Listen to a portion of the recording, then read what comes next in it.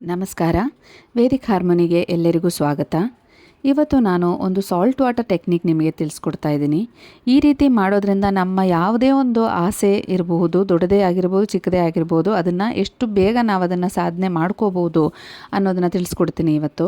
Salt water technique ನಾನು ಇದಕ್ಕೆ ಮುಂಚೆನೂ ನಿಮಗೆ ಎಷ್ಟೊಂದು ತಿಳಿಸ್ಕೊಡ್ತೀನಿ. ಸಾಲ್ಟಿಂದ ಏನೇನು ಯೂಸ್ ಇದೆ, ಹಾಗೆ ಸಾಲ್ಟ್ ವಾಟರಲ್ಲಿ ನೀವು ಏನೇ ಒಂದು ಮಾಡೋದ್ರಿಂದ, ಒಂದು ಪ್ರಯೋಗ ಮಾಡೋದ್ರಿಂದ, ಇಲ್ಲ ಏನಾದರೂ ಒಂದು ಸಣ್ಣ ರಿಚುವಲ್ ಮಾಡೋದ್ರಿಂದ ನಿಮಗೆ ಯಾವ ರೀತಿ ಬೆನಿಫಿಟ್ ಸಿಗುತ್ತೆ ಅಂತ ನಾನು ಆಲ್ರೆಡಿ ನಿಮಗೆ ತಿಳಿಸಿದ್ದೀನಿ.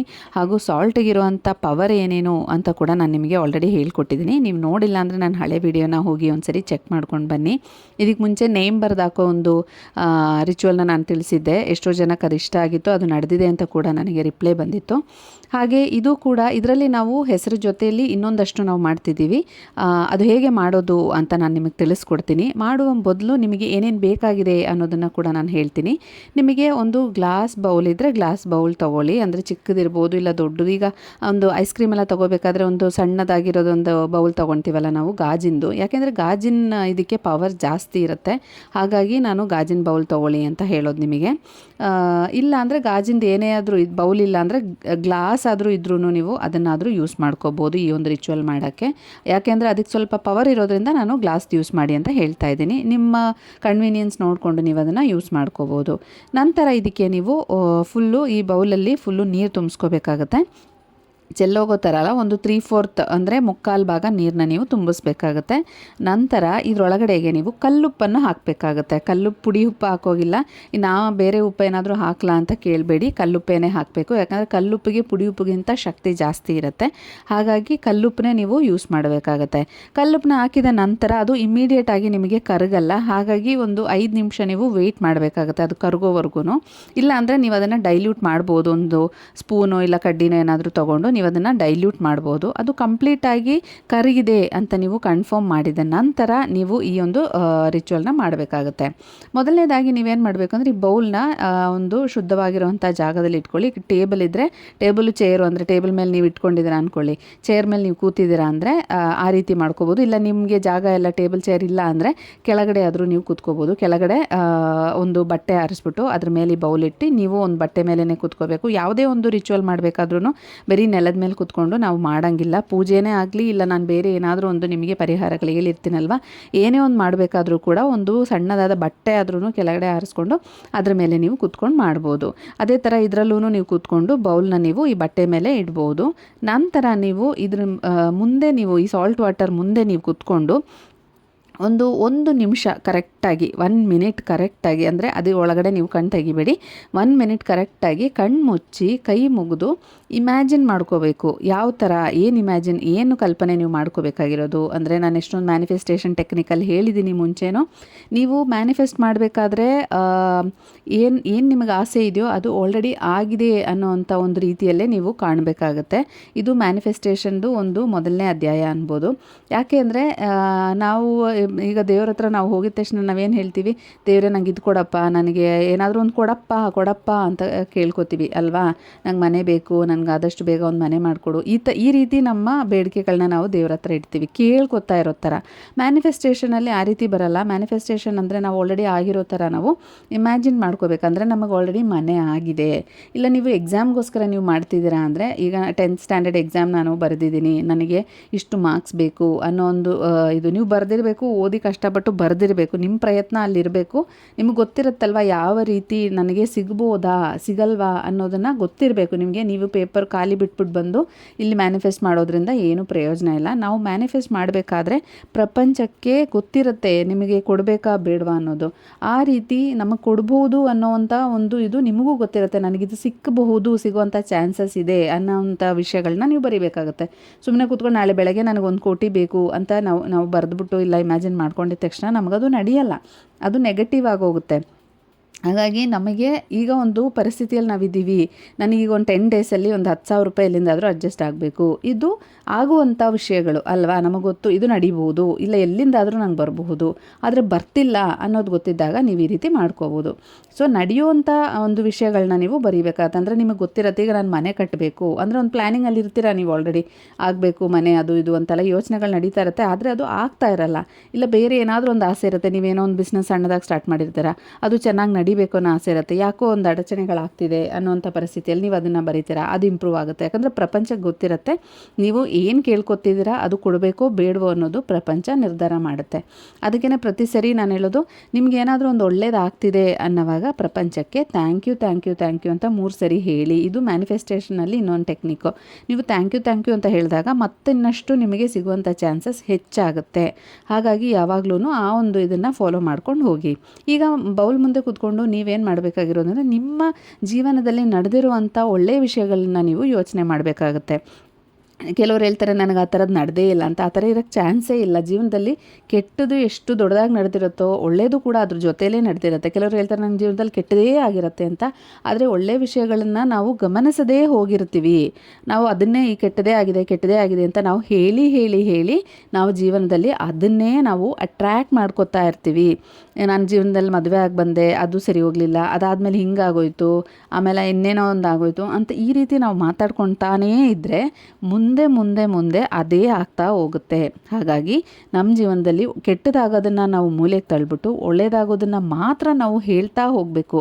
ನನಗೆ ಮದುವೆ ಚೆನ್ನಾಗಾಯಿತು, ನಂಗೆ ಒಳ್ಳೆ ಜೀವನ ಸಿಕ್ಕಿದೆ, ನಾನು ಚೆನ್ನಾಗಿ ನಡೆದಿಲ್ಲ ಅಂತ ನಿಮ್ಮ ಮನಸ್ಸಿಗೆ ಗೊತ್ತಿದ್ರೂ ಒಳ್ಳೆಯದನ್ನೇ ಹೇಳ್ಕೊಂಡು ಹೋಗಿ.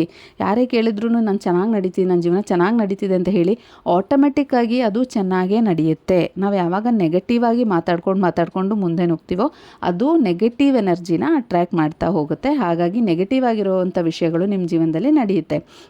ಅದನ್ನು ಅವಾಯ್ಡ್ ಮಾಡೋಕ್ಕೆ ನಾನು ಹೇಳ್ತಿರೋದು, ನಿಮ್ಮ ಜೀವನದಲ್ಲಿ ನಡೆದಿರುವಂಥ ಒಳ್ಳೆಯ ವಿಷಯಗಳನ್ನು ನೀವು ಈ 1 ನಿಮಿಷ ಯೋಚನೆ ಮಾಡ್ಕೋಬೇಕಾಗುತ್ತೆ.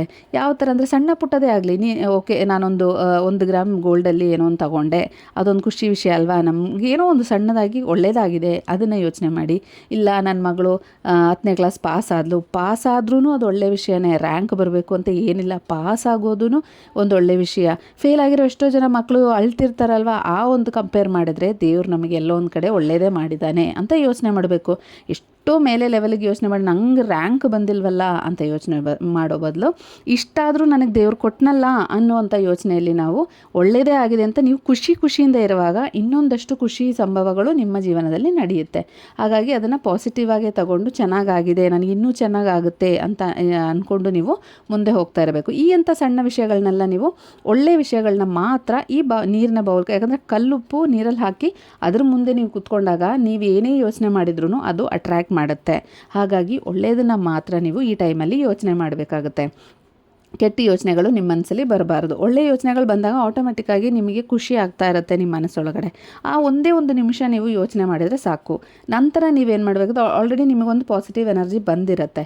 ಓಕೆ, ನೆಕ್ಸ್ಟು ನೀವೊಂದು ಶೀಟ್ ತೊಗೋಬೇಕು. ಒಂದು ಸಣ್ಣದಾದ ಒಂದು ಪೇಪರ್, ಖಾಲಿ ಶೀಟ್ ಇರಬೇಕು, ಅದರಲ್ಲಿ ಹಿಂದೆ ಮುಂದೆ ಎಲ್ಲ ಏನು ಬರೆದಿರಬಾರ್ದು. ಪ್ಲೇನ್ ಶೀಟ್ ತೊಗೊಂಡು, ಚಿಕ್ಕದಾದರೂ ಓಕೆ, ಇಲ್ಲ ಪೀಸ್ ಆಫ್ ಪೇಪರ್ ನೀವು ಕಟ್ ಮಾಡಿ ಎತ್ಕೋಬೋದು ಎಲ್ಲಿಂದಾದ್ರೂ. ಅದ್ರ ಒಳಗಡೆ ನೀವು ಒಂದು ಗ್ರೀನ್ ಪೆನ್ ಯೂಸ್ ಮಾಡಿ. ಯಾವಾಗಲೂ ಗ್ರೀನ್ ಪೆನ್ ನಾನು ಯಾವಾಗಲೂ ಎಷ್ಟೊಂದು ರಿಚುವಲ್ಸಲ್ಲಿ ಹೇಳಿದ್ದೀನಿ, ಒಂದು ತಂದಿಟ್ಕೊಳ್ಳಿ. ಒಂದು 5 ರೂಪಾಯಿಗೆ ಒಂದು ಗ್ರೀನ್ ಪೆನ್ ಸಿಗುತ್ತೆ, ತಂದಿಟ್ಕೊಳ್ಳಿ. ಯಾಕೆಂದರೆ ಎಷ್ಟೋ ವಿಷಯಗಳಿಗೆ ನೀವು ಮ್ಯಾನಿಫೆಸ್ಟೇಷನ್ಗೆ ಗ್ರೀನ್ ಪೆನ್ ಯೂಸ್ ಮಾಡೋದ್ರಿಂದ ಫಲ ಇನ್ನೊಂದಷ್ಟು ಹೆಚ್ಚಾಗುತ್ತೆ. ಬ್ಲ್ಯಾಕ್ ಪೆನ್ ಅಂತೂ ಯೂಸ್ ಮಾಡಲೇಬಾರದು, ಗ್ರೀನ್ ಪೆನ್ನಿಗೆ ಪವರ್ ಜಾಸ್ತಿ ಇದೆ. ಇನ್ನು ಮಧ್ಯದಲ್ಲಿರುವಂಥ ರೆಡ್ಡು ಮತ್ತು ಬ್ಲೂ ನಿಮ್ಮ ಹತ್ರ ಇಲ್ಲ ಗ್ರೀನ್ ಪೆನ್ನು ಅನ್ನೋಂಥ ಪರಿಸ್ಥಿತಿಯಲ್ಲಿ ನೀವು ಬೇಕಿದ್ರೆ ಯೂಸ್ ಮಾಡ್ಕೋಬಹುದು. ನಂತರ ಈ ಪೇಪರಲ್ಲಿ ಮೇಲ್ಗಡೆ ನಿಮ್ಮ ಹೆಸರನ್ನು ನೀವು ಬರೀಬೇಕಾಗುತ್ತೆ, ಕೆಳಗಡೆ ನಿಮ್ಮ ಆಸೆ ಏನಿದೆ ಒಂದೇ ಒಂದು ಆಸೆ ಬರೀಬೇಕಾಗುತ್ತೆ. 10-20 ಆಸೆ ಬರೆಯೋ ಹಾಗಿಲ್ಲ, ಒಂದೇ ಒಂದು ಆಸೆ. ಈಗ ನೆಕ್ಸ್ಟ್ ನಿಮಗೆ ಏನಾದರೂ ನಡಿಬೇಕು ಅನ್ನೋ ಒಂದು ಆಸೆ ಇರುತ್ತಲ್ಲ, ಅದನ್ನು ನೀವು ಬರೀಬೇಕಾಗತ್ತೆ. ಇಲ್ಲ ನಾನು ಈ ಹುಡುಗನ ಜೊತೆ ಮದುವೆ ಮಾಡ್ಕೋಬೇಕು ಅನ್ನೋದು ಆಸೆ ಇರುತ್ತಲ್ವ, ಅದನ್ನು ಬರ್ಕೊಳ್ಳಿ. ಇಲ್ಲ ನನಗೆ ಒಳ್ಳೆ ಜಾಬ್ ಇರಬೇಕು, ಇಲ್ಲ ಆ ಕಂಪ್ನಿಯಲ್ಲಿ ನನಗೆ ಕೆಲಸ ಸಿಗಬೇಕು. ನಿಮ್ಗೆ ಇಂಟರ್ವ್ಯೂ ಬಂದಿರತ್ತೆ, ನೀವು ಹೋಗಿ ಅಟೆಂಡ್ ಮಾಡಿಬಿಟ್ಟು ಬಂದಿರ್ತೀರಾ, ಸಿಗುತ್ತೋ ಇಲ್ವೋ ಅನ್ನೋ ಡೌಟಲ್ಲಿ ಇರ್ತೀರಾ. ಆಯಿತು ನನಗೆ ಈ ಕಂಪ್ನಿಯಲ್ಲಿ ಕೆಲಸ ಆಗಂಗೆ ಮಾಡಿ. ಅಂದರೆ ನೀವು ಯಾವ ಥರ ಬರೀಬೇಕು ಅನ್ನೋದು, ಅದನ್ನೇ ನಾನು ಇವಾಗ ಹೇಳ್ತಾ ಬಂದಿದ್ದು. ಮ್ಯಾನಿಫೆಸ್ಟೇಷನಲ್ಲಿ ಆಲ್ರೆಡಿ ಆಗಿದೆ ಅನ್ನೋ ಥರ ಬರೀಬೇಕು. ಅಂದರೆ ಈಗ ಒಂದು ಕಂಪನಿಯಲ್ಲಿ ನಿಮಗೆ ಕೆಲಸ ಆಗಬೇಕು ಅಂತಿದ್ರೆ ಆ ಕಂಪನಿಯಲ್ಲಿ ಕೆಲಸ ಆಗೋಗಿದೆ ಅಂತ ನೀವು ಬರೀಬೇಕಾಗುತ್ತೆ. ಇಲ್ಲ ಈ ಹುಡುಗನ ಜೊತೆ ನನಗೆ ಮದುವೆ ಆಗಬೇಕಾ, ನಾನು ಈ ಹುಡುಗನ ಜೊತೆ ಆಲ್ರೆಡಿ ಮದುವೆ ಆಗೋಗಿದೆ ಅಂತ ಬರೀಬೇಕು. ಇಲ್ಲ ಮನೆ ಕಟ್ಟಬೇಕಾ, ನನಗೆ ಆಲ್ರೆಡಿ ಮನೆ ಆಗಿದೆ. ಅಂದರೆ ನಿಮ್ಮ ಕನಸಲ್ಲಿ, ನಿಮ್ಮ ಮನಸ್ಸಲ್ಲಿ ನೀವು ಇಮ್ಯಾಜಿನ್ ಮಾಡಿಕೊಂಡು ಈ ರೀತಿ ಅಂತ ಅಲ್ಲಿ ಬರೀಬೇಕಾಗತ್ತೆ. ಈ ಥರ ನಾನು ಅನ್ಕೊತಾ ಇದ್ದೀನಲ್ವ, ಅದನ್ನು ಆಗೋಗಿದೆ ಅನ್ನೋ ರೀತಿಯಲ್ಲಿ ನೀವು ಆ ಪೇಪರ್ ಅದರಲ್ಲಿ ಕೆಳಗಡೆ ಬರೀಬೇಕಾಗುತ್ತೆ. ಏನಾದರೂ ಇರ್ಬೋದು, ಈಗ ರಿಸಲ್ಟ್ ವಿಷಯ ಆದರೂ ನನಗೆ ಇಷ್ಟು ಪರ್ಸೆಂಟೇಜಲ್ಲಿ ನಾನು ಪಾಸ್ ಆಗಿಬಿಟ್ಟಿದ್ದೀನಿ, ಇಲ್ಲ ನನಗೆ ಈ ಕಾಲೇಜಲ್ಲಿ ಅಡ್ಮಿಷನ್ ಸಿಕ್ಕಾಗಿದೆ. ಇದೆಲ್ಲ ಒಂದು ರೀತಿಯಲ್ಲಿ ಕನಸುಗಳು. ಈ ಥರ ಈ ಕಾಲೇಜಲ್ಲೇ ನಂಗೆ ಅಡ್ಮಿಷನ್ ಆಗಬೇಕು, ನಂಗೆ ಇಂಜಿನಿಯರಿಂಗ್ ಅಲ್ಲೇ ಸಿಗಬೇಕು, ಈ ರೀತಿಯಲ್ಲಿ ಎಷ್ಟೊಂದು ಆಸೆಗಳಿರುತ್ತಲ್ವ. ನನಗೆ ಆಲ್ರೆಡಿ ಈ ಕಾಲೇಜಲ್ಲಿ ಅಡ್ಮಿಷನ್ ಆಗಿಬಿಟ್ಟಿದೆ ಅನ್ನೋ ಥರ ಅಲ್ಲಿ ಬರೀಬೇಕಾಗುತ್ತೆ. ನಂತರ ಬರೆದ ನಂತರ ನೀವು ಒಂದು ನಿಮಿಷ ಇಮ್ಯಾಜಿನ್ ಮಾಡ್ಕೋಬೇಕಾಗುತ್ತೆ, ಅಂದರೆ ಕಲ್ಪನೆ ಮಾಡ್ಕೋಬೇಕು. ಆಲ್ರೆಡಿ ನಿಮಗೆ ಅಲ್ಲಿ ಅಡ್ಮಿಷನ್ ಮಾಡಾಗಿದೆ, ನೀವು ಕಾಲೇಜಿಗೆ ಹೋಗ್ತಾ ಇದ್ದೀರಾ, ನೀವು ಖುಷಿಯಾಗಿದ್ದೀರಾ, ಅಲ್ಲಿ ಕ್ಲಾಸಸ್ ಎಲ್ಲ ಚೆನ್ನಾಗಿ ನಡೀತಾ ಇದೆ, ನಿಮಗೆ ತುಂಬ ಖುಷಿ ಆಗ್ತಿದೆ ಅಲ್ಲಿ ಸಿಕ್ಕಿರೋದಕ್ಕೆ.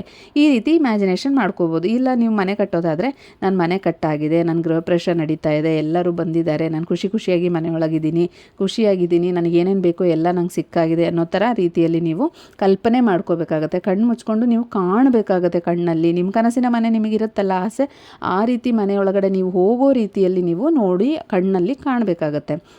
ಇದಾದ ನಂತರ ಈ ಪೇಪರನ್ನು ನೀವು ಮಡಚಬೇಕಾಗುತ್ತೆ. ನಿಮ್ಮ ಕಡೆಗೆ ಮಡಚಬೇಕಾಗತ್ತೆ, ಹೊರಗಡೆಗೆ ಮಡಚಬಾರ್ದು. ಮೇಲ್ಗಡೆಯಿಂದ ಕೆಳಗಡೆಗೆ ಮಡಚಿ ನಂತರ ಈಗ ಬೌಲ್ ಚಿಕ್ಕದಾಗಿದ್ದರೆ ಇನ್ನೊಂದು ಸರಿ ಒಂದು 2-3 ಸರಿ ಮಡಚ್ಕೊಂಡು ಈ ನೀರಲ್ಲಿ ನೀವು ಹಾಕ್ಬೋದು. ಬೌಲ್ ದೊಡ್ಡದಾಗಿದ್ದರೆ ನೀವು ಒಂದೇ ಸರಿ ಮಡಚ್ಬಿಟ್ಟು ಅದರಲ್ಲಿ ಹಾಕ್ಬೋದು.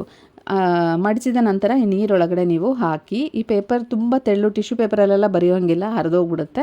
ಇದು ಹರಿಬಾರ್ದು. ಇದು ಸ್ವಲ್ಪ ನೀವು ನಾರ್ಮಲ್ A4 ಜೆರಾಕ್ಸ್ ಶೀಟ್ಸ್ ಎಲ್ಲ ಬರುತ್ತಲ್ಲ, ಅಂದರೆ ಫೋಟೋಕಾಪಿ ತಗೊಳ್ಳೋಂಥ ಶೀಟ್ಸ್ ಏನಿರುತ್ತೋ ಅದರಲ್ಲಿ ನೀವು ಬರೆದ್ರೆ ಸ್ವಲ್ಪ ಗಟ್ಟಿಯಲ್ಲಿ ನಿಂತ್ಕೊಳ್ಳುತ್ತೆ.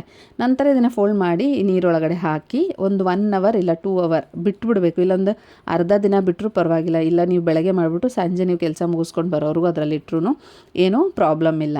ಸೊ ಈ ರೀತಿ ಒಂದು 1 ಅವರ್ ಮಿನಿಮಮ್ ಬೇಕು, 1 ಅವರ್ ಇಲ್ಲ 2 ಅವರ್ ಮಿನಿಮಮ್ ಅದರಲ್ಲಿ ಬಿಟ್ಬಿಡಿ.